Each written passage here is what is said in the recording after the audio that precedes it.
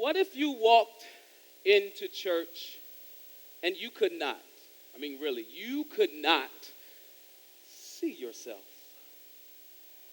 Listen, I'm not talking about being visually impaired, but I'm talking about the fact that no one dared to show nor share with you their scars. But when you think about it, wouldn't this be a perfect place?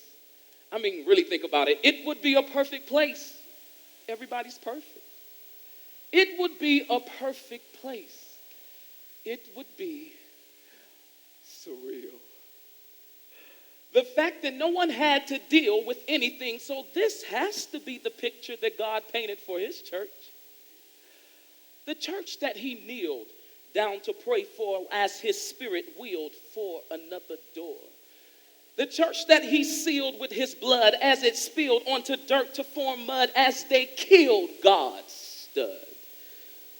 This church would be able to floss this stud around like the gloss beaming from perfect manicured nails were forged into his hands and feet. A crown of thorns attached itself to a thin layer of epidermis with no retreat because it was made for this king.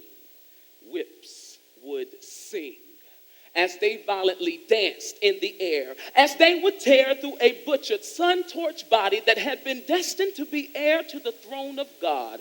This picture-perfect church would then be a fraud. Think it not odd that God, in his glorified state, would show his scars to unbelieving men, and we act like stars that people can't reach. They only see us from a distance. This is why people lose hope. Because I cannot see me.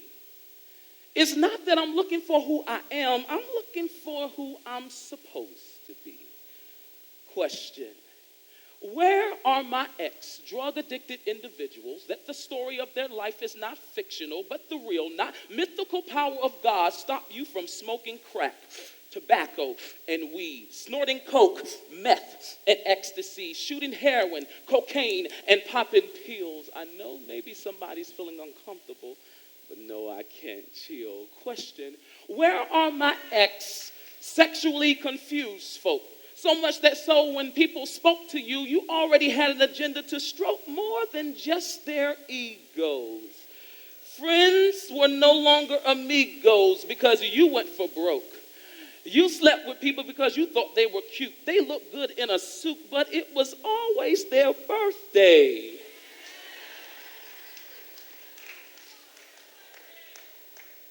You're still trying to make your soul just salute so many bodies that if we took the square root of the number, it would be hard to compute all the STDs, sexually transmitted diseases, sinfully transmitted diseases that you should have gotten and had the nerve to toot your own horn like a flute. And for some of us, it didn't matter if I was a boy and he was a boy, or if I was a girl and she was a girl. We cast our pearls before swine.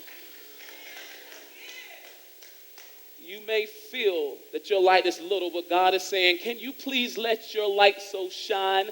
Where are my ex-insecure population who felt damnation every time someone critiqued you?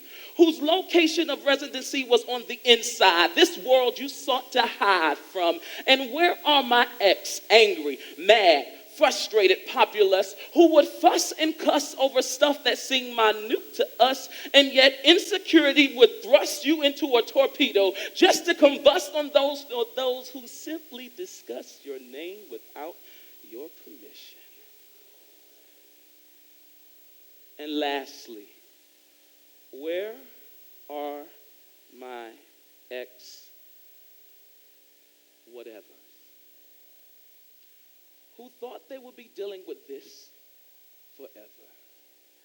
who many of us knew how to get out, but not clever enough to lever this fight with God's might, his endeavor to have you deliver, and you never award whoever, whomever, whenever, with however God can sever the ties with your whatever.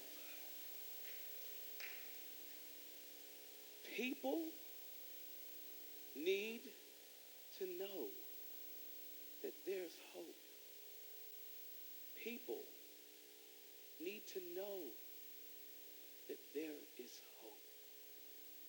So God needs this church to find your ex and flex them in front of those who seem to be perplexed, like it seems that no one been in any wrecks, like sharing my testimony puts a hex on my salvation.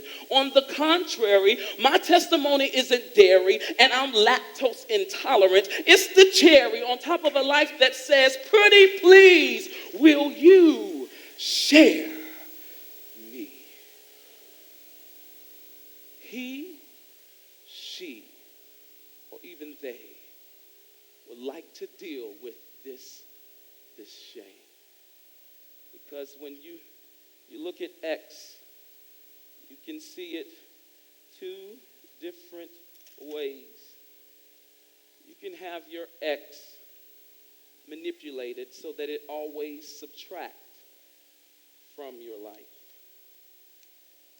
Or you can let God deal with your X so it finally adds to your life.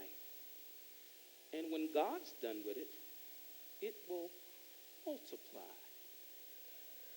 in your life. People want to deal with the shame.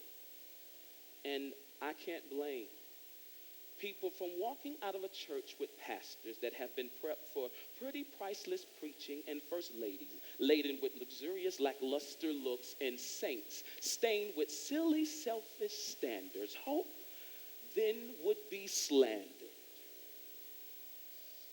So God needs this church to be bold. Bold enough to tell the untold, understanding that those still dealing with it may scold you. But you're sold out. I mean, bring your soul out. So I know it's about time that my testimony is told and not